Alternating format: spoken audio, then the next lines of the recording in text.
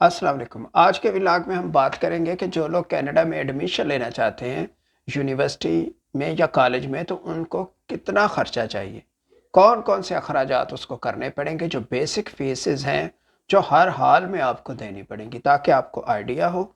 क्योंकि उसके बाद इधर जॉब की भी ऑप्शन है, कैश जॉब भी मिल जाती है।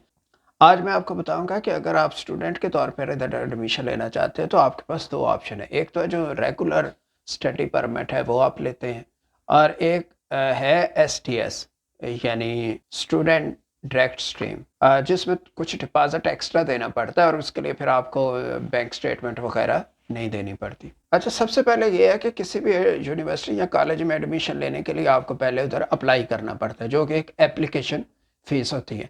तो हम फ़र्ज़ कर लेते हैं कि एक कनेडियन डॉलर 206 रुपये के बराबर है, तो उस हिसाब से हम ये कैलकुलेट करेंगे। अच्छा, अगर आप कॉलेज में अप्लाई करते हैं तो आपके $110 फ़ीस आपको देनी पड़ेगी, जो कि 22,660 रुपये बनेंगे। यूनिवर्सिटी में अप्लाई करेंगे तो $200 फ़ीस देनी पड़ेगी, 41,200। यूनिवर्सिटी और कॉलेज में फ़ीस का डिफरेंस है, यूनिवर्सिटी की फ़ीसेस निस्बतन ज़्यादा हैं। तो अगर आने के लिए इधर आप चाहें तो कॉलेज में आ सकते हैं और इधर जॉब वगैरह करके आप अपनी एजुकेशन को बाद में भी अपडेट कर सकते हैं। अच्छा, उसके बाद है ट्यूशन फीस। तो एक साल में 2 टर्म होती हैं, ये 4-4 महीने की टर्म होती हैं और बाकी टाइम छुट्टियों का होता है। इधर वीकेंड भी 2 दिन छुट्टी होती है। एक साल में 2 टर्म्स होती हैं। अगर आप कॉलेज में अप्लाई करते हैं, एक साल की फ़ीस आपको देनी पड़ेगी, फिर आपका वीज़ा भी लगेगा।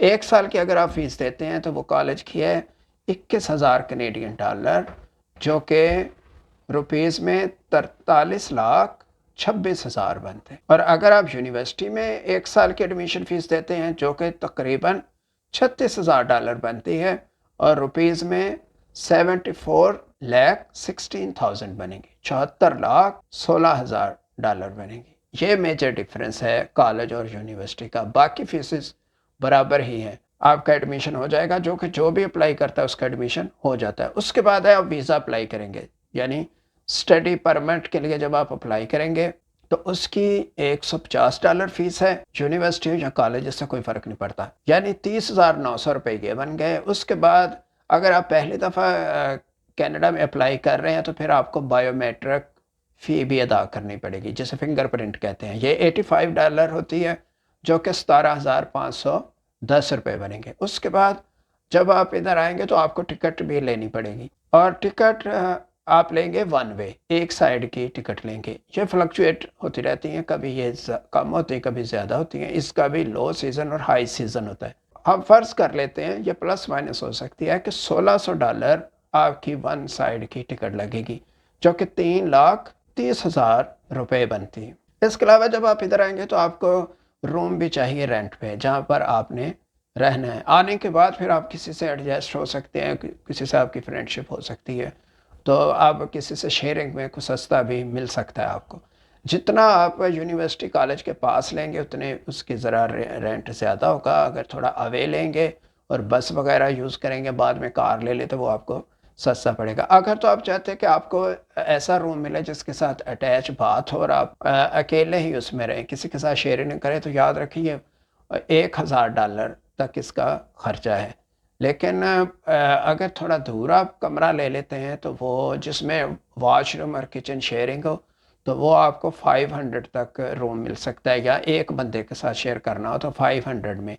तो हम फ़र्ज़ कर लेते हैं कि आप 500 वाला रूम लेते हैं, तो ये तकरीबन 1,30,000 रुपये आपको ये चाहिए। बेसिक फ़ूड खाने के लिए जो आपको अगर आप बस का किराया या ऊबर पे कहीं जाते हैं, इंटरव्यू के लिए जाते हैं या किसी काम से आप जाते हैं, अगर कहीं आप अवे हैं और आपको फ़ूड, जो बेसिक फ़ूड आपको चाहिए, नाश्ता वगैरह और सादी फ़ूड आप खाते हैं, तो आपको $600 कम से कम शुरू में महीने के ये आपको चाहिए।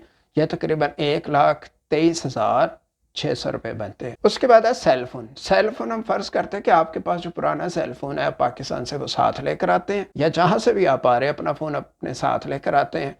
चूँकि जहाँ आप रहेंगे वहाँ वाईफ़ाई आपको फ्री मिलेगा। इसके अलावा किसी भी शॉपिंग मॉल में आप चले जाएँ, आप किसी रेस्टोरेंट में चले जाएँ, वहाँ पे वाईफ़ाई फ्री है। तो हम फ़र्ज़ कर लेते हैं कि आकर आप कोई डाटा प्लान नहीं लेते, वो आप पैसे बचा लेते हैं, तो ये आपकी इस तरीके से बचत हो जाएगी। तो अगर हम ये टोटल देखें कॉलेज में आने के लिए آپ کو جو خرچہ کرنا ہے ادھر آتے ہوئے وہ آپ کا خرچہ ہے 49,53,000، 49,53,000 اتنا خرچہ آپ کو چاہیے ہے ادھر اگر آپ آنا چاہتے تو یہ بیسک ہے جو آپ کو ہر صورت میں کرنا پڑے گا۔ اگر آپ یونیورسٹی میں آتے ہیں، چونکہ یونیورسٹی کی فیس زیادہ ہے تو اس حساب سے آپ کے پاس 80,61,800 روپے ہونے چاہیے، پھر آپ ادھر اپلائی کر سکتے ہیں۔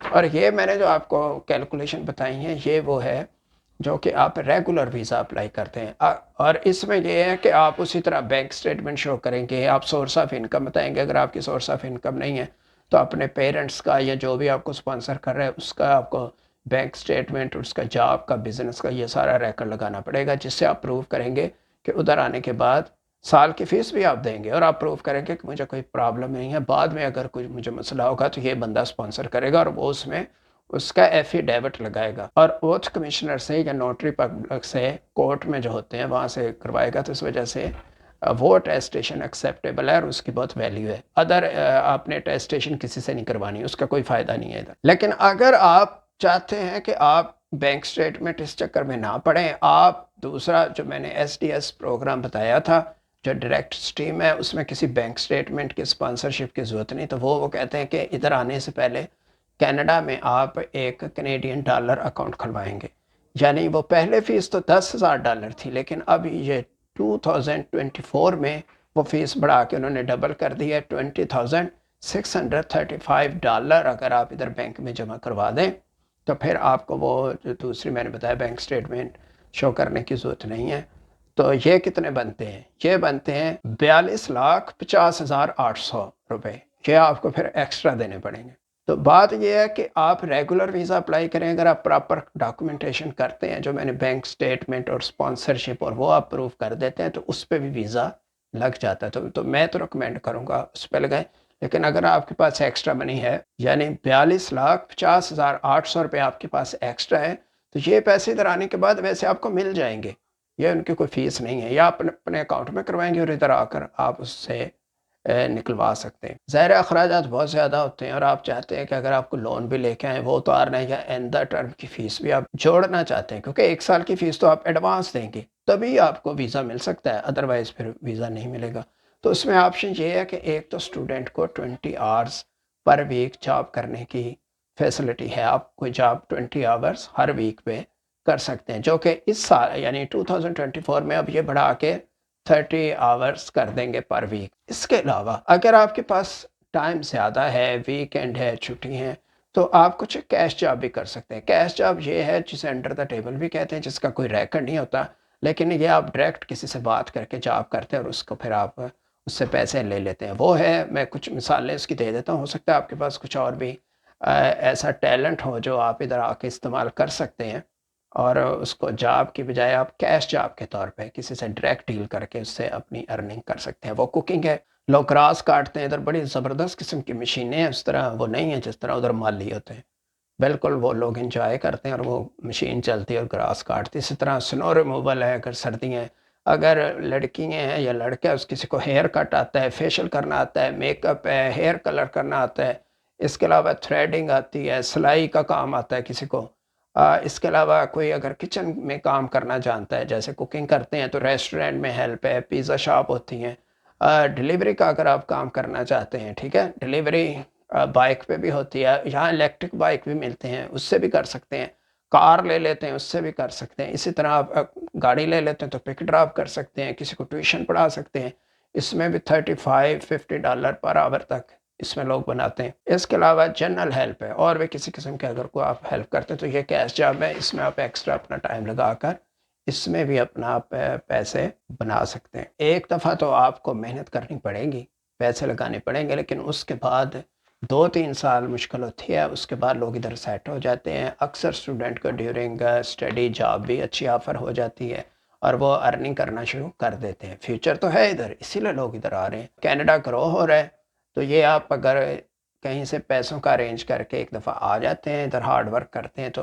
آپ کی جگہ ادھر آسانی سے بن سکتے ہیں۔